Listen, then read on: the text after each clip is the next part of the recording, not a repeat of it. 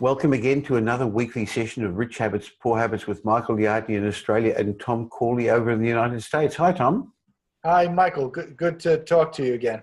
And Tom, I'm really proud. Our book, Rich Habits, Poor Habits, is doing amazingly well on both sides of the ditch. In America, it's done really well, and I know you've got great publicity for it. And in Australia and Southeast Asia, it has as well. So thank you very much for all the people who follow us regularly and who bought our book, and thank you for sharing your nice comments. I know you're getting lots of emails about it, Tom. I am, and I'm getting a lot of interest in it from the media. CNBC has been writing a couple of articles on the book.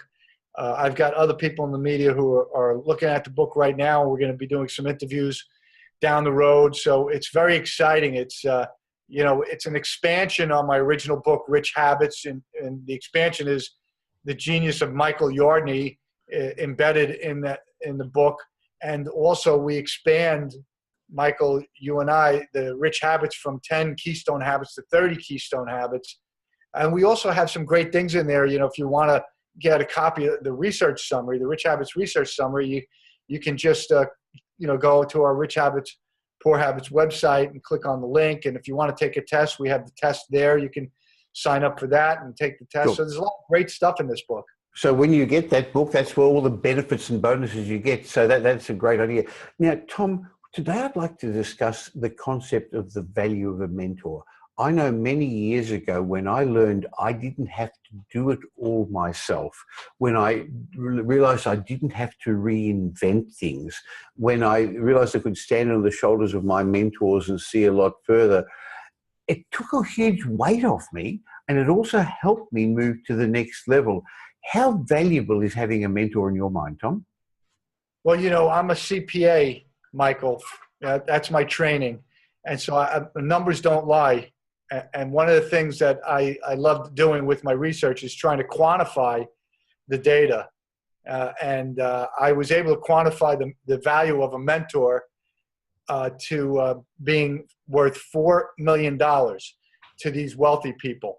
How did I get there? Well, 24% of the wealthy in my study said that they had an active mentor in their life that was important part of their success.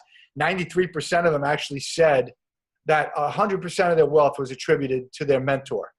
And now these people in my study, the average net worth was $4.3 million. So if you do the math, a mentor is worth about $4.3 million.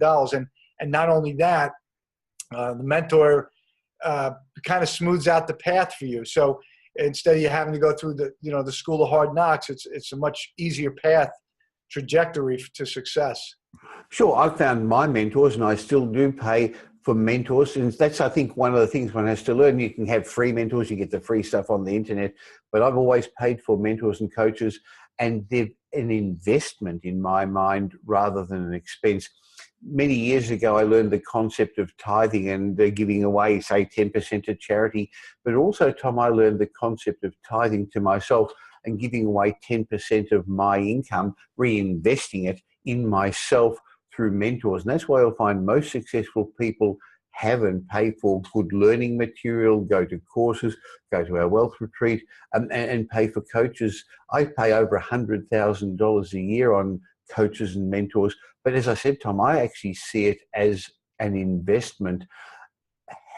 But a question people often ask me is, how do you find a good mentor? What are your thoughts on that?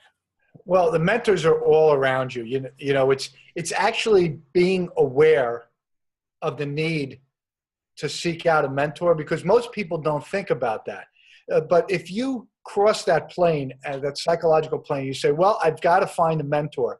All of a sudden, Michael, how you're driving down the road, you got a nice, beautiful car last year, right? And I bought in the 90s, I bought a Mercedes Benz. I thought it was, I'll be one of the few people on the road driving a Mercedes Benz. Well, I'm driving on the Garden State Parkway, and what do I notice? Every other car seemed to be in Mercedes Benz.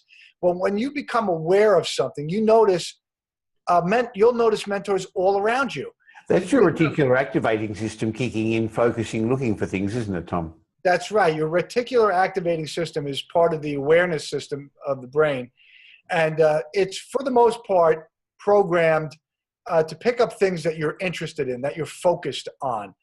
So if you're focused on finding a mentor, guess what? You're going to see mentors all over the place.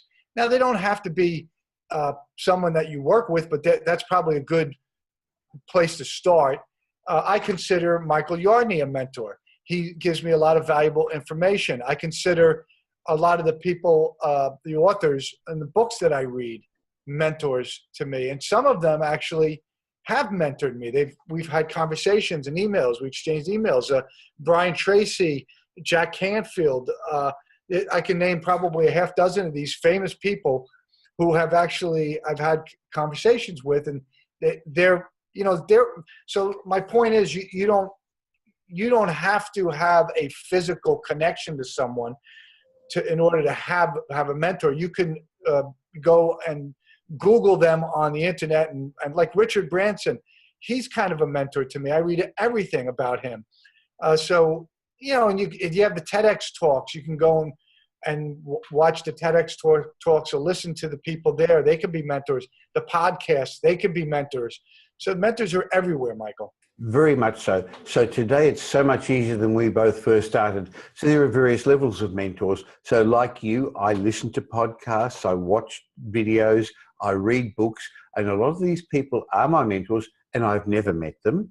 And then I have other mentors who work more closely directly with me. So to me, a mentor sees your blind spots. So the person I'd be choosing I have mentors in various areas. I've got mastermind groups also, which is another way of having mentors as well. And Tom, just like, thank you for the kind words. I know we help each other, so I see us both as mentoring each other, and that's nice. So some are done for free, some people you don't meet. And I've also made the comment about being prepared to pay for mentors and coaches, but be careful who you choose as a mentor, because there's a lot of people who purport to be wealthy, who purport to be rich, who actually probably aren't exactly what they are.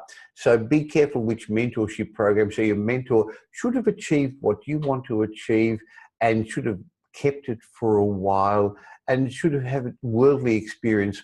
And Tom, I think your mentor should have failed once or twice in life as well. Oh, I think this is such an important point. In my financial planning group, one of the guys that's the leader of the group, and he makes, $1 million a year or more.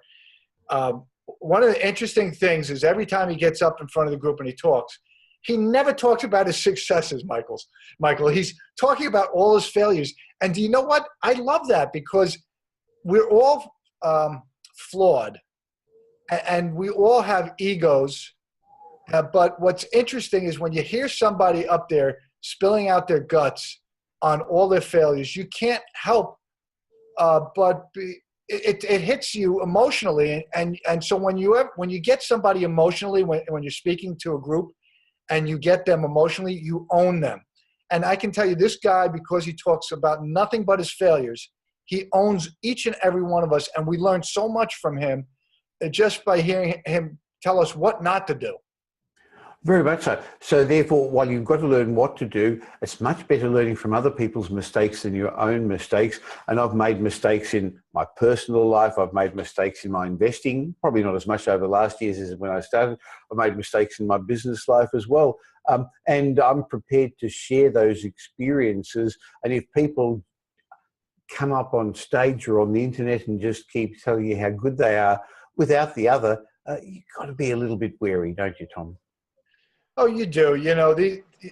This is why it's so important to get the right mentor. You have the right mentor when they're sharing not only what to do, but what not to do from their own personal experience. And I know I'm going to make mistakes this year. I'm looking forward to those mistakes, actually, because every time I make a mistake, I learn exactly, this is the school of hard knocks, but I learn exactly what not to do because I'm so tuned into my mistakes now. So I'm always looking for the things that I screwed up on, and I kind of push my ego down to the ground, and it works fabulously because now it's all about growth, this whole thing about success. And mistakes equal growth. Mistakes are like fertilizer. They cause you to grow.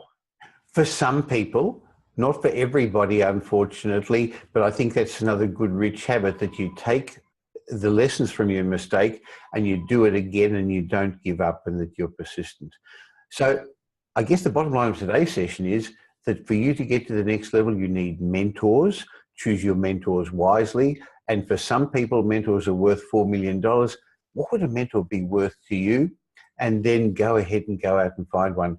Thanks, Tom. And if you've enjoyed this session, please pass it forward. Send the email that you got this with to a friend. Click the like button on Facebook or Twitter. Share it. And we look forward to catching up next week, Tom. Sounds good, Michael.